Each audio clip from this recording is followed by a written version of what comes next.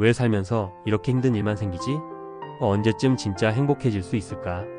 이런 생각 해본 적 있으시죠? 2500년 전 한 왕자도 똑같은 질문을 던졌습니다. 그리고 6년간의 치열한 구도 끝에 답을 찾았죠. 그 왕자가 바로 부처님이고 오늘 살펴볼 4가지 고귀한 진리가 바로 그 답입니다. 이것은 단순한 종교적 가르침이 아닙니다.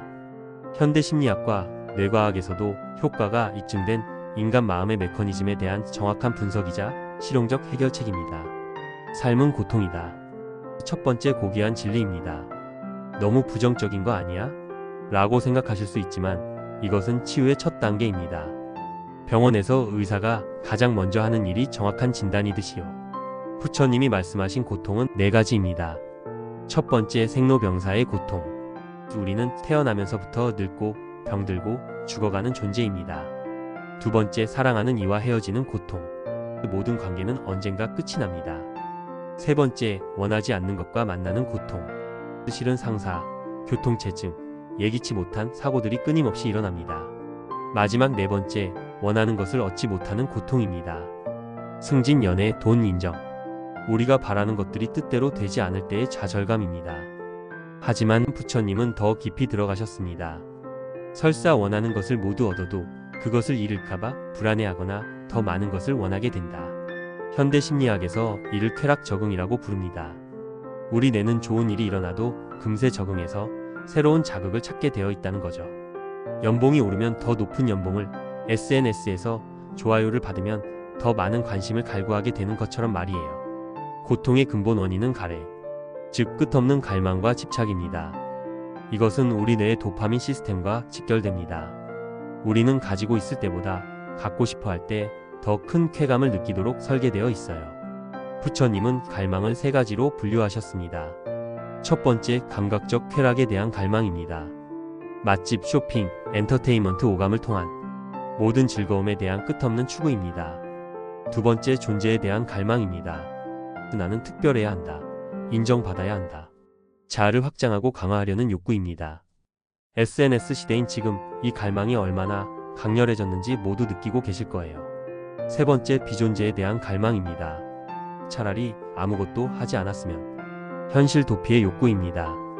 핵심 통찰은 이겁니다. 우리는 현실 자체 때문에 고통받는 것이 아니라 현실과 우리 기대 사이의 괴리 때문에 고통받습니다. 같은 비가 와도 어떤 사람은 우울해하고 어떤 사람은 기뻐하죠. 차이는 그 사람이 비에 대해 가진 기대와 바람 때문입니다. 가장 희망적인 소식입니다. 고통은 완전히 사라질 수 있다. 이것은 아픈 일이 일어나지 않는다는 의미가 아니라 그런 일들이 더 이상 우리를 괴롭히지 않게 된다는 뜻입니다. 바닷가 비유를 들어볼게요. 큰 파도가 밀려올 때 첫 번째 사람은 파도를 막으려다 넘어져 허우적거립니다. 두 번째 사람은 파도를 보고 자연스럽게 뒤로 물러나거나 함께 움직입니다. 같은 파도, 다른 결과. 차이는 파도에 대한 대처법과 이해의 차이입니다. 이 경지를 열반이라고 합니다. 열반은 죽음 이후의 상태가 아니라 지금 여기서 경험할 수 있는 마음의 상태입니다. 현대 과학이 이를 뒷받침합니다. 수행 경험이 많은 승려들의 뇌를 MRI로 촬영한 결과 스트레스 반응 담당 편도체 활동이 현저히 감소하고 행복감 관련 뇌 영역 활동이 일반인보다 크게 높았습니다. 또 집중력 관련 전전두엽 기능이 크게 향상되었습니다. 열반은 신비한 종교적 경험이 아니라 뇌의 물리적 변화를 통해 달성 가능한 실제 상태라는 것이죠. 결론적으로 구체적 해답은 8정도입니다. 첫 번째, 정견입니다.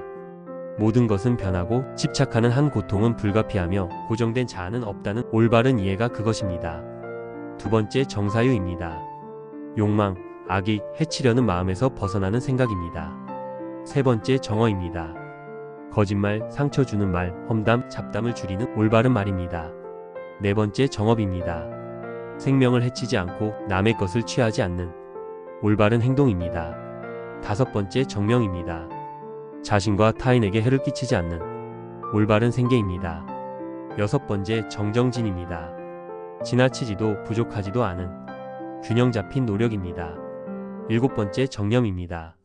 마인드풀리스라고도 하며 몸의 감각, 감정의 변화, 생각의 흐름을 알아차리는 것입니다. 구글, 애플이 직원들에게 가르치는 이유가 여기에 있어요. 마지막 여덟 번째, 정정입니다. 깊은 명상을 의미하며 4단계의 선정을 통해 순수한 알아차림의 경지에 이르는 것입니다. 여러분께서 오늘 당장 시작할 수 있는 3가지를 알려드리겠습니다. 첫 번째, 5분 호흡의 관찰입니다.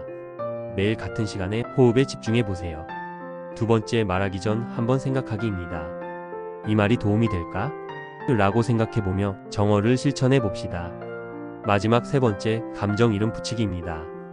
아, 지금 내가 화가 나는구나 라고 감정을 느끼며 감정의 변화를 알아차려 보세요. 여러분은 충분히 실천하실 수 있습니다. 부처님도 6년간 노력 끝에 답을 찾으셨습니다. 꾸준함이 핵심이에요. 이제 4가지 고귀한 진리를 요약하겠습니다. 고통을 인정하고 원인을 파악하며 해결 가능하다는 희망을 품고 구체적 방법을 실천하는 것입니다. 이것이 2500년을 넘나드는 지혜의 정수입니다. 작은 변화가 큰 변화의 시작입니다. 여러분 모두 진정한 평화와 행복을 찾으시길 진심으로 기원합니다. 다음 영상에서 다루어 주었으면 하는 주제가 있다면 댓글로 알려주세요. 오늘 하루도 고생 많으셨습니다.